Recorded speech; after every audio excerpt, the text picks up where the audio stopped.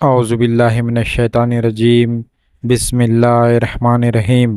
السلام علیکم ورحمۃ اللہ وبرکاتہ۔ ناظرین، آج ہم بات کریں گے حضرت شیخ رکن الدین ابوالفتح رحمۃ اللہ علیہ کے بارے میں۔ حضرت شیخ رکن الدین ابوالفتح خورشید پہر ہدایت ہے۔ خاندانی حالات: آپ حضرت شیخ بہاؤالدین زکریا ملتانی رحمۃ اللہ علیہ کے پوتے ہیں۔ آپ کے والد ماجد کا نام شیخ رکن الدین رحمۃ اللہ علیہ ہے۔ آپ کی والدہ ماجدہ بی بی راستی، رابعہ اثر اور حافظ کلام اللہ تھی۔ وہ حضرت بہاؤالدین زکریا ملتانی رحمۃ اللہ علیہ کی مرید تھی۔ روزانہ ایک قرآن ختم کرنا ان کا معمول تھا۔ ایک روز آپ کی والدہ ماجدہ اپنے حضرت بہاؤالدین زکریا ملتانی رحمۃ اللہ علیہ کو سلام کرنے آئی۔ اس وقت آپ 7 ماہ کی اپنی والدہ کے شکم مبارک میں تھے۔ حضرت بہاؤالدین زکریا رحمۃ اللہ علیہ آپ کی والدہ کی تعظیم کو کھڑے ہو گئے۔ آپ کی والدہ کو تعجب ہوا۔ حضرت بہاؤالدین زکریا رحمۃ اللہ علیہ نے فرمایا کہ یہ تعظیم اس بچے کی ہے جو تیرے پیٹ میں ہے۔ وہ چراغ خاندان و شمع دمان کا ہوگا۔ آپ رحمۃ اللہ علیہ نے 9 رمضان 649 ہجری کو بروز جمعہ اس عالم کو زینت بخشی۔ آپ کے دادا حضرت بہاؤالدین زکریا رحمۃ اللہ علیہ نے آپ کا نام رکن الدین رکھا۔ آپ کی کنیت ابوالفتح ہے۔ آپ کا لقب فضل اللہ ہے۔ آپ رحمۃ اللہ علیہ کی تعلیم و تربیت آپ کے دادا حضرت بہاؤالدین زکریا رحمۃ اللہ علیہ کی نگرانی میں ہوئی۔ آپ کی عمر 4 سال کی تھی۔ ایک دن آپ کے دادا حضرت بہاؤالدین زکریا رحمۃ اللہ علیہ تکیہ لگائے پلنگ پر بیٹھے ہوئے تھے۔ ان کی دستار پلنگ کے پائے پر رکھی تھی۔ آپ کے والد حضرت صدر الدین عارف رحمۃ اللہ علیہ پلنگ کے پاس بیٹھے تھے۔ آپ کھیلتے ہوئے پلنگ کے پائے کی طرف پہنچے اور دستار پائے پر سے اٹھا کر اپنے سر پر رکھ لی۔ آپ کے والد ماجد نے آپ کو منع کیا اور آپ سے دستار اتارنے کو کہا۔ آپ کے دادا حضرت بہاؤالدین زکریا رحمۃ اللہ علیہ نے آپ کے والد سے فرمایا، بابا صدر الدین، تم اس کو منع نہ کرو کیونکہ اس نے دستار بطور حق اپنے سر پر رکھی ہے۔ میں نے دستار اس کو دی۔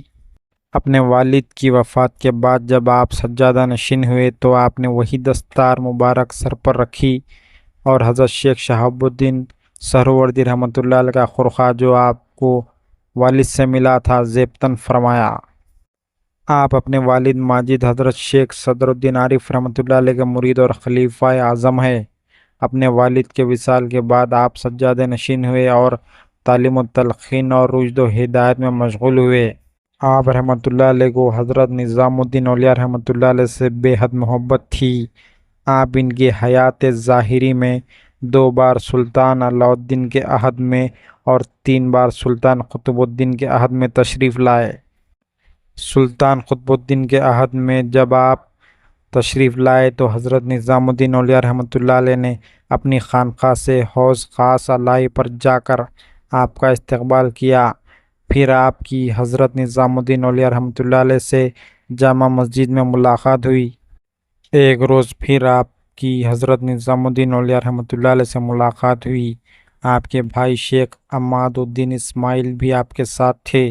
انہوں نے اس اجتماع کو غنیمت سمجھتے ہوئے یہ سوال کیا کہ حضرت محمد مصطفیٰ صلی اللہ علیہ وسلم کی ہجرت میں کیا حکمت تھی؟ آپ نے اس سوال کا جواب دیتے ہوئے فرمایا، اس میں یہ حکمت تھی کہ جناب رسالت صلی اللہ علیہ وسلم کے بعض کمالات و درجات کا ظہور عالم فعال میں اصحاب صفا کی صحبت پر موقوف رکھا گیا تھا۔ حضرت نظام الدین اولیاء رحمۃ اللہ علیہ نے سوال کا جواب دیتے ہوئے فرمایا کہ فقیر کو ایسا معلوم ہوتا ہے کہ اس میں یہ حکمت تھی کہ مدینے کے بعض فقراء جن کے لیے ان حضرت صلی اللہ علیہ وسلم کی سعادت صحبت حاصل کرنا محال تھا، اس نعمت سے مشرف ہو۔ اس کے بعد کھانا پیش کیا گیا۔ کھانے کے بعد حضرت نظام الدین اولیاء رحمۃ اللہ علیہ کے خاص خادم اقبال نے ریشمی کپڑوں کے چند تھان اور 100 اشرفیاں ایک باریک کپڑے میں رکھ کر آپ کے قدموں پر رکھی۔ آپ نے قبول نہیں کیا۔ حضرت محبوب الہی نے وہ تھان اور اشرفیاں آپ کے بھائی شیخ عماد الدین اسماعیل کے سپرد کی۔ حضرت نظام الدین اولیاء رحمۃ اللہ علیہ جب بیمار ہوئے تو آپ ان کی عیادت کے لیے ملتان سے دہلی تشریف لائے۔ آپ حضرت نظام الدین اولیاء رحمۃ اللہ علیہ کو کس قدر منزلت سے دیکھتے تھے اس کا اندازہ آپ کے ان الفاظ سے ظاہر ہوتا ہے۔ حضرت رکن الدین ابو الفتح رحمۃ اللہ علیہ فرماتے ہیں کہ ہر شخص سعادت حج حاصل کرنے کی کوشش کرتا ہے۔ میں نے شیخ المشائخ کی زیارت سے مشرف ہونے کی کوشش کی۔ حضرت محبوب الہی رحمۃ اللہ علیہ کے جنازے کی نماز آپ نے پڑھائی۔ اس کے بعد آپ ملتان تشریف لے گئے۔ سلطان علاء الدین آپ کا بہت چاہنے والا تھا۔ آپ جس دن دہلی میں رونق افروز ہوتے تو وہ 2 لاکھ تنکا بطور شکرانہ آپ کی خدمت میں بھیجتا، اور جس روز دہلی سے روانہ ہوتے 5 لاکھ تنکا پیش کرتا۔ اس کی درخواست منظور کر کے جب آپ اس سے ملنے جاتے تو وہ تیسرے دروازے پر آپ کا استقبال کرتا۔ سلطان قطب الدین بھی آپ پر بہت اعتقاد رکھتا تھا اور آپ کی بہت تعظیم کرتا تھا۔ آپ اس کے عہد میں پہلی مرتبہ تشریف لائے تو حضرت نظام الدین اولیاء رحمۃ اللہ علیہ نے آپ کے استقبال کے لیے حوض خاص علائد تک تشریف لے گئے تھے۔ آپ کی جب سلطان قطب الدین سے ملاقات ہوئی تو اس نے آپ سے دریافت کیا کہ شہر کے لوگوں میں سے کس نے سب سے پہلے آپ کا استقبال کیا؟ آپ نے فرمایا کہ سب سے پہلے اس شخص نے استقبال کیا جو اہل شہر میں بہترین شخص ہے۔ آپ کا اشارہ حضرت نظام الدین اولیاء رحمۃ اللہ علیہ کی طرف تھا۔ شادی اور اولاد۔ آپ کی کوئی اولاد نہیں تھی۔ وفات سے 3 ماہ قبل گوشہ تنہائی اختیار کر لیا تھا۔ 16 رجب 735 ہجری کو جوار رحمت میں داخل ہوئے۔ مزار پر انوار ملتان شریف میں موجود ہے۔ آپ کی وفات کے بعد آپ کے بھائی حضرت عماد الدین اسماعیل آپ کے سجادہ نشین ہوئے۔ آپ رحمۃ اللہ علیہ 7 سال کی عمر سے نماز اور روزے کے پابند تھے۔ نماز با جماعت کے ساتھ پڑھتے تھے۔ نماز تہجد، اشراق و چاشت اور نوافل کے پابند تھے۔ رمضان کے علاوہ عاشور محرم میں بھی روزے رکھتے تھے۔ ذکر خفی و جلی، مراقبہ، مصاحبہ آپ کے معمولات میں سے تھے۔ ریاضت، عبادت اور مجاہدے میں مشغول رہتے تھے۔ کشف القلوب، طے عرض و طے لسان میں 10 سال کی عمر سے ممتاز تھے۔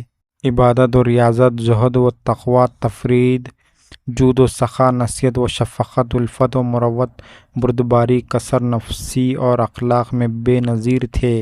خوراک آپ کی کم تھی لیکن کھانا اچھا کھاتے تھے۔ جو حاجت مند آپ کے پاس آتا خالی ہاتھ نہیں جاتا تھا، چونکہ آپ لوگوں کی حاجت پوری کرتے تھے، اس واسطے لوگوں میں آپ قبلہ حاجت مشہور ہوئے۔ جو نذرانہ آتا آپ اس کو خرچ کر دیتے تھے۔ سلطان علاء الدین جب آپ دہلی آتے لاکھوں تنکے آپ کو پیش کرتا، آپ وہ سب رقم خرچ کر دیتے تھے۔ آپ رحمۃ اللہ علیہ فرماتے ہیں کہ قیامت کے دن ہر شخص کو اس صورت میں اٹھائیں گے جو اس کی صفت کے مطابق ہوگی۔ بلم باور کو اتنی عبادت کے باوجود کتے کی صورت میں اٹھائیں گے۔ ظلم کرنے والا شخص اپنے آپ کو بھیڑیے کی شکل میں دیکھے گا۔ صاحب قبر چیتے کی صورت میں ظاہر ہوگا اور بخیل و حریص خنزیر کی شکل میں ہوگا۔ جب تک کوئی شخص اوصاف ذمیمہ سے پاک نہیں ہوتا، اس کا شمار جانوروں اور درندوں میں سے ہے۔ آپ فرماتے ہیں تزکیہ نفس اس وقت تک حاصل نہیں ہو سکتا جب تک بندہ حضرت عزت کی بارگاہ میں التجا و اسانیت نہ کرے، جب تک اللہ تعالیٰ کا فضل و رحمت دستگیری نہ کرے تزکیہ نفس حاصل نہیں ہوتا۔ آپ رحمۃ اللہ علیہ فرماتے ہیں فضل و رحمت کے ظہور کی علامت یہ ہے کہ بندے کی چشم بینا میں اس کے عیب ظاہر ہو جاتے ہیں۔ آپ رحمۃ اللہ علیہ کی کشف و کرامت۔ آپ کے ایک متقید کو آپ کے یہاں سے 4 خرس ملا کرتے تھے۔ وہ حج کو گیا، وہاں غلے کی گرانی کی وجہ سے پریشان ہو کر کہنے لگا کہ وہاں 4 خرس ملتے تھے اور یہاں ایک بھی نہیں۔ ایک درویش نے جب یہ سنا تو اس شخص سے کہا کہ آپ ہر جمعے کی رات کو یہاں تشریف لاتے ہیں اور آپ جہاں مشغول ہوتے تھے وہ مقام بھی دکھلا دیا۔ اس شخص نے اس رات کو آپ کو تلاش کیا، آپ کو پہچان کر سلام کیا۔ آپ نے اس کا حال دریافت فرمایا، اس نے اپنا حال بیان کیا۔ آپ نے اس کا حال سن کر فرمایا کہ فکر کی کوئی بات نہیں، 4 خرس اور 2 پیالے سالن برابر ملتے رہیں گے۔